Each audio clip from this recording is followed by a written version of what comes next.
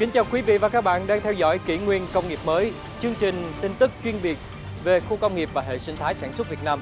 Chương trình được phát sóng vào lúc 20 giờ các ngày từ thứ Hai tới thứ Sáu hàng tuần trên kênh VTV9 Đài truyền hình Việt Nam. Ngay bây giờ hãy cùng điểm qua những nội dung đáng chú ý. Đồng Nai chốt ngày khởi công 3 khu công nghiệp gần sân bay Long Thành, lần lượt trong tháng 3 này. Doanh nghiệp nhỏ và vừa gặp khó khi muốn vào khu công nghiệp, vướng mắc nào cần tháo gỡ. Điều kiện cần và đủ để đưa doanh nghiệp nhỏ và vừa vào khu công nghiệp, kiến nghị từ chính cộng đồng doanh nghiệp.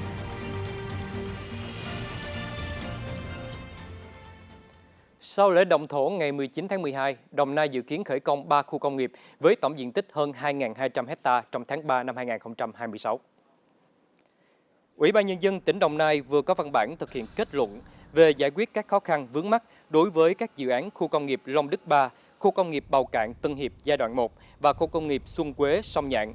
Theo đó, dự kiến 3 khu công nghiệp này lần lượt khởi công vào các ngày 1 tháng 3, 15 tháng 3 và 30 tháng 3. Đồng Nai đề xuất mở rộng 2 khu công nghiệp trọng điểm là Long Bình hay còn gọi là Amata giai đoạn 3B và Định Quán nhằm bổ sung quỹ đất công nghiệp, tăng dư địa thu hút đầu tư. Hai dự án này được ghi nhận trong quy hoạch tỉnh Đồng Nai thời kỳ 2021-2030, tầm nhìn đến năm 2050, góp phần mở rộng dư địa phát triển công nghiệp và thu hút FDI trong giai đoạn tới. Dự kiến, dự án mở rộng khu công nghiệp Long Bình Amata trong giai đoạn 3B sẽ hoàn thành các thủ tục pháp lý về đầu tư trong quý 1 năm 2026, đưa vào khai thác trong quý 4 năm 2026. Còn dự án khu công nghiệp Định Quán được triển khai tại xã Lan Ngà, tỉnh Đồng Nai với diện tích đất sử dụng hơn 107 ha. Đến hết năm 2025, trên địa bàn tỉnh Đồng Nai có 81 khu công nghiệp và 1 khu công nghệ cao.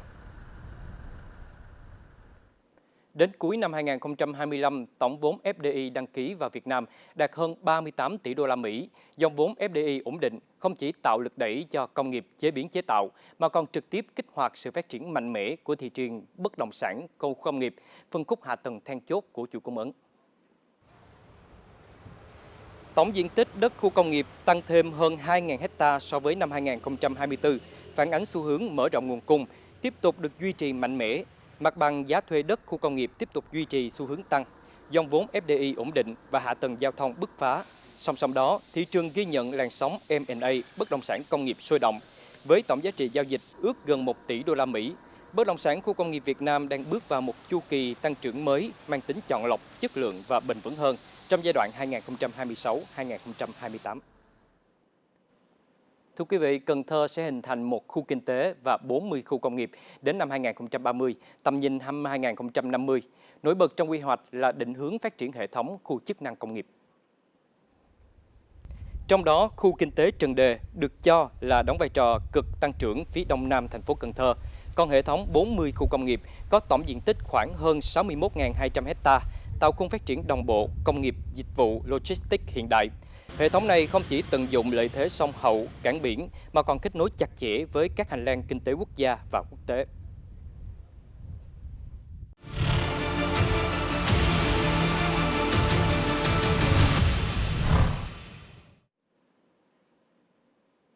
Các doanh nghiệp nhỏ và vừa hay còn gọi là SME, vốn được cho là xương sống của nền kinh tế, đang đối mặt với nhiều khó khăn trong việc tiếp cận mặt bằng sản xuất tại các khu công nghiệp, ghi nhận ý kiến doanh nghiệp tại thành phố Hồ Chí Minh.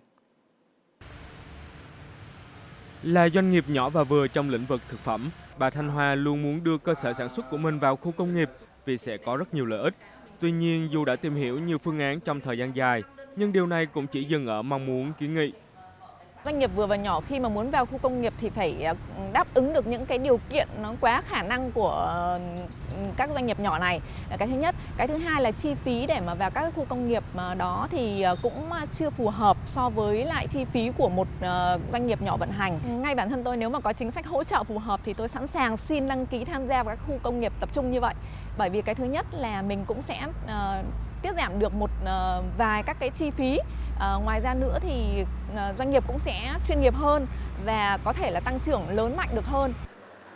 Qua các khảo sát nghiên cứu, các doanh nghiệp nhỏ và vừa gặp khó khi di dời vào nơi sản xuất tập trung vì khu công nghiệp chưa có quy hoạch thiết kế phù hợp cho doanh nghiệp nhỏ và vừa, thiếu hỗ trợ thông tin, thủ tục, kỹ thuật chưa đồng bộ giữa các cơ chế chính sách.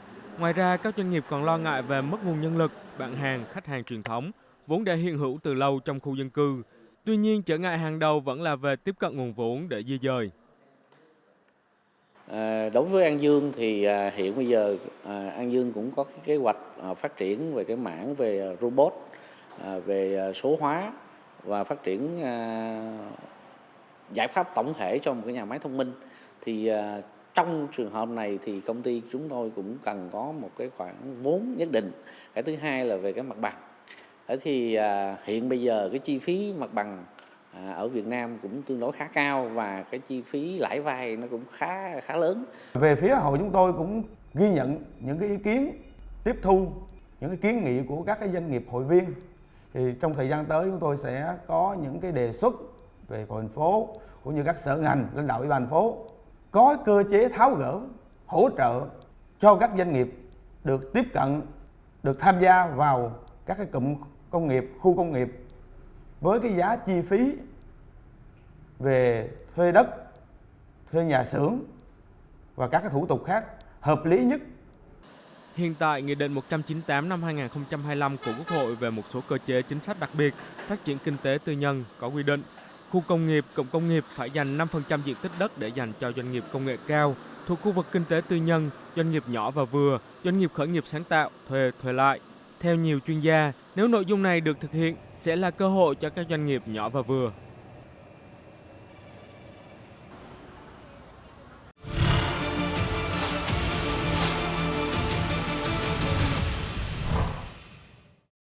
Vâng, thưa quý vị, cùng trao đổi về những khó khăn thách thức cũng như những kiến nghị để gỡ khó giúp doanh nghiệp nhỏ và vừa vào các khu vực sản xuất tập trung, thì chúng tôi đã mời đến trường quay ông Nguyễn Trọng Luật, Phó Chủ tịch Hiệp hội Công nghiệp hỗ trợ Thành phố Hồ Chí Minh, Tổng Giám đốc công ty Sicor Việt Nam.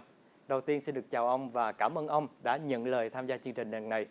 Thì ông có thể cho biết là hiệp hội của ông hiện nay đang có rất là nhiều những doanh nghiệp nhỏ và vừa. Vậy thì họ có gặp những khó khăn như phóng sự mà chúng ta vừa đề cập không ạ? Cảm ơn Tấn Nga. Đúng thật sự rằng là đó những cái khó khăn lớn nhất của tất cả các doanh nghiệp nhỏ và vừa trong hiệp hội HAZI công nghiệp hỗ trợ của Thành phố Hồ Chí Minh. Doanh nghiệp nhỏ và vừa thì vốn họ rất là mỏng, các bạn cũng biết.